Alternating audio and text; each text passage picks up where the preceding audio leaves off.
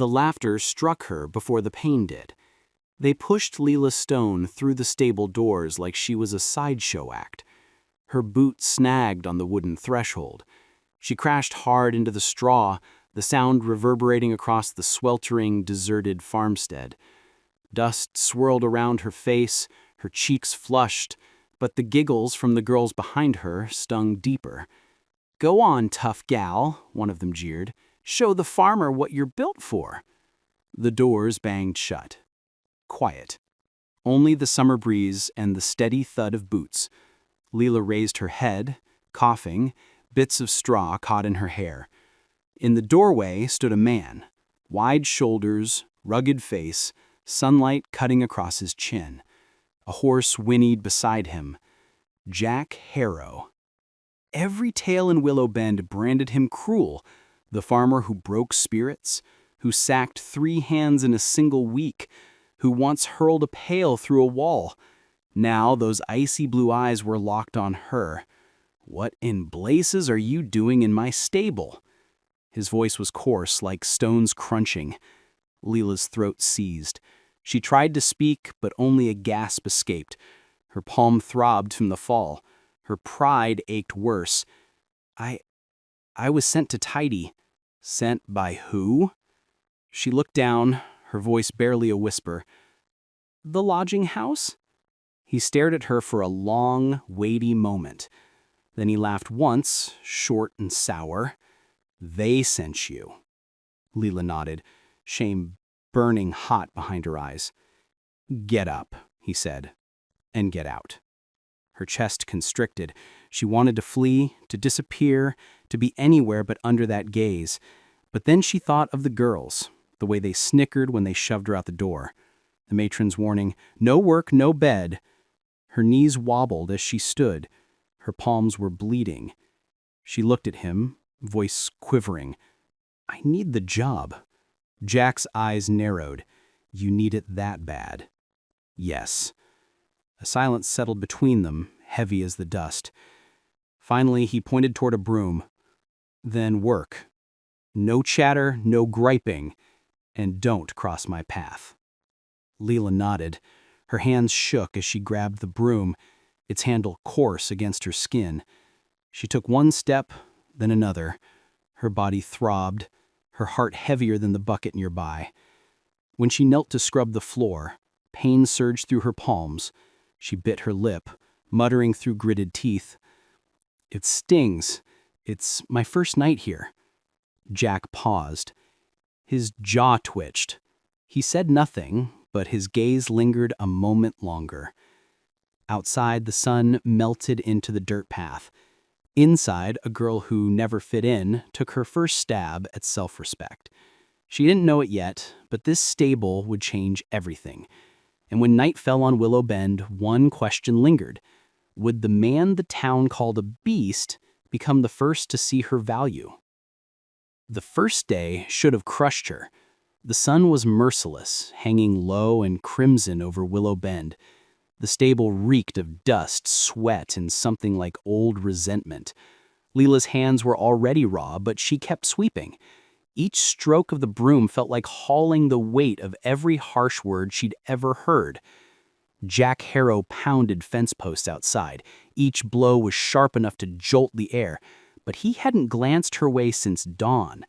Maybe that was a kindness, maybe not. When she paused to catch her breath, she glimpsed her reflection in a water bucket. Hair plastered to her forehead, dirt smudged on her cheeks. The kind of sight that makes small-town girls giggle for weeks. Still, she smiled faintly because the floor beneath her was spotless. From the doorway, Jack's voice came low. "You missed a patch." She flinched. Her heart nearly leapt from her chest. "Yes, sir. I'll fix it." He didn't yell. He didn't mock. He just turned and walked off, boots heavy in the dirt. For a man rumored to have a temper like a tempest, he was oddly calm. When the heat peaked, he returned with a tin cup of water. "Drink. You'll collapse if you don't." She hesitated. "I don't want to bother you." "You already are." But he was a hint of something gentler in his tone. She drank. the water cold and sweet against her parched lips. For a moment she forgot the laughter, the pain, the shame. By the dusk, the stable glowed golden under the fading sun. Tools aligned, straw neatly stacked. For the first time in her life, Leela felt proud of her own 2 hands. Jack stepped in. His boots echoed on the clean boards. He glanced around and nodded once. "You did all this?" "Yes, sir." "You're still here?" "You told me to work, so I worked." He didn't yell. He didn't mock. He just turned and walked off, boots heavy in the dirt. For a man rumored to have a temper like a tempest, he was oddly calm. When the heat peaked, he returned with a tin cup of water. "Drink. You'll collapse if you don't." Leela hesitated. "I don't want to bother you." "You already are." But he was a hint of something gentler in his tone. She drank, the water cold and sweet against her parched lips. For a moment she forgot the laughter, the pain, the shame. By dusk, the stable glowed golden under the fading sun, tools aligned, straw neatly stacked. For the first time in her life, Leela felt proud of her own 2 hands. Jack stepped in. His boots echoed on the clean boards. He glanced around and nodded once. "You did all this?" "Yes, sir." "You're still here?" "You told me to work, so I worked." He didn't yell. He didn't mock. He just turned and walked off, boots heavy in the dirt. For a man rumored to have a temper like a tempest, he was oddly calm. When he turned to leave, she whispered, almost too soft to hear, "Thank you." He paused for a second, then walked out into the dimming light. Leela stood in the doorway where the day began, where she'd fallen in the dirt. But now her hands were blistered, her back sore, and her heart oddly light. Maybe she wasn't the laughingstock they claimed. Maybe she was someone worth keeping. The night breeze carried the faint chirp of crickets. Somewhere inside the house, a lantern flickered on, and for the first time, the farmstead didn't feel so lonesome. But she didn't know that town was already whispering again, and the next sunrise would test her harder than today ever did. Will she still stand tall when the laughter returns louder than before? So, before we go on, take a sip of your tea, lean back, and tell me, what time is it where you are, and where are you listening from? If you're still here with me, don't forget to tap that subscribe button. We've got more coming, and trust me, the next part will tug right at your heart. The next morning came soft, but trouble never stays quiet long in Willow Bend. Leela woke before dawn, hands still sore, back still aching. She pulled on her work dress, tied her hair back, and stepped outside. The air was cooler than yesterday, gentle like the hush before a storm. Jack was already up, splitting wood near the house. He glanced at her once, nodded. No words, just a small sign she belonged here, at least for now. The tasks came quicker today, feeding horses, mucking stalls, hauling water. Leela worked steadily, no complaints, just the rhythm of her breath and the scrape of her boots. When she bent to lift a straw bale, her fingers slipped. The whole thing toppled, nearly crushing her foot. She gasped. Jack turned at the sound, crossed the stable in 3 long strides. "You trying to lose a toe already?" She laughed, breathless. "Guess I'm still figuring it out." He knelt, adjusted the bale, his hand grazing hers for a split second. "You'll learn faster if you don't get yourself hurt first." His tone was gruff, but something in his eyes wasn't. For the first time since she arrived, Leela saw him, not as the harsh farmer, but as a man who'd been alone too long. His face looked weary, but not unkind. The day wore on. They worked side by side, not talking much, but the silence between them started to feel natural, easy even. Then came the voices, laughter, sharp and cold, slicing through the afternoon air. Leela froze. Outside the gate stood the girls from the lodging house, the same ones who'd sent her here. Their fine dresses and cruel grins looked out of place against the dust and fences. "Well, look at her," one called. The big helper girl probably smells worse than the horses. Leela's throat tightened. Her hands began to tremble. Jack stepped out from the stable, hammer in hand, his voice low and steady. "You girls got business here?" They glanced at each other, smirking. "Just checking on our friend. Your friend's working. You're bothering her. We'll leave when we're ready." Jack took a step closer. His eyes darkened like thunderclouds. "You're ready now." No one laughed after that. The girls turned, muttering as they walked away. The wind caught their skirts and the dust swallowed them whole. Leela stood in the stable doorway, heart pounding.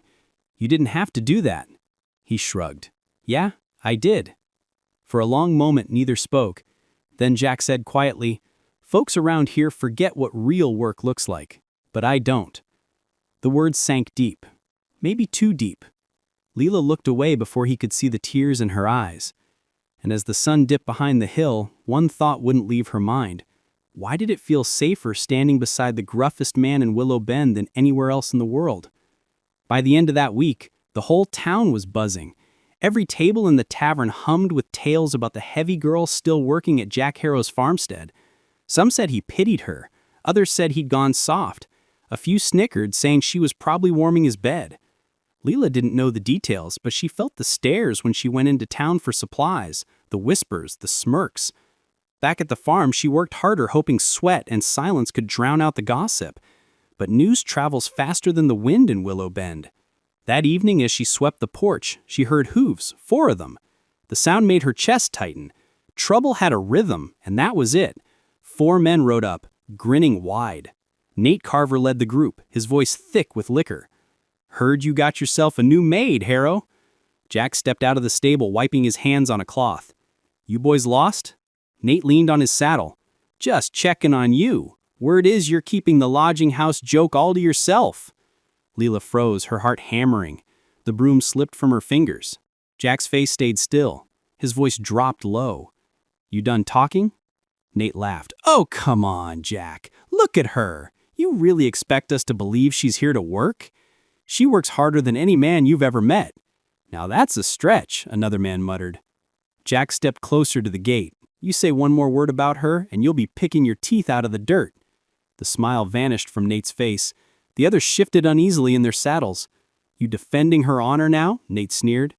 "I'm defending what's mine." The words hung in the air like a spark in dry grass. Nobody spoke, even the horses went still. "Well then," Nate spat into the dirt, "your funeral, Harrow." The men turned their horses and rode off, dust rising behind them. Leela's eyes filled before she could stop them. "You didn't have to do that." Jack looked at her, voice steady. "Yeah, I did." "They'll talk. They'll say worse now." "Let them." He turned toward the stable, then stopped. "I stopped caring what this town thought of me a long time ago." Leela watched him walk away. For the first time in her life, someone had stood between her and the world, not because he had to, but because he chose to. That night she couldn't sleep. The words replayed in her mind. "I'm defending what's mine." Did he mean it? Or was it just a way to silence them? She didn't know yet, but the next visitor to the farm would give her the answer, and it wasn't one she was ready for. The next morning came quiet, too quiet. Leela woke to the sound of hooves again, but this time it wasn't drunks from the tavern. A carriage rolled through the gate, and sitting tall inside was the matron from the lodging house. 3 girls rode behind her, the same ones who'd laughed the loudest. Jack stepped out from the stable, jaw tight. The matron didn't waste a moment. "Mr. Harrow, I've come to take the girl back. She belongs at the lodging house." Jack crossed his arms. "She belongs right here." The matron's face twisted. "She's a charity case, not a farmhand, and she won't ruin our reputation by staying with you." Leela stood frozen. Her heart beat so loud she could barely hear the rest. Then Jack turned toward her, voice softer. "What do you want, Leela?" Every eye was on her. The girls, the matron, even Jack waited for her answer. She took a shaky breath. The same girl who once hid from laughter now stood tall in the summer sun. "I want to stay," she said. The matron gasped, "You can't." Jack stepped closer, his tone firm. "You sent her here as a prank, but the prank's on you. I found someone worth keeping." Leela blanked back tears. He looked at her again, voice low, real. "You're not a joke, Leela. You never were." The matron climbed back into the carriage, face burning. The girls were silent now, their smirks gone. When the wheels rolled away, all that was left was wind, dust, and the quiet sound of a new beginning. Days turned into weeks, and weeks into months. The farmstead changed with the seasons, and so did they.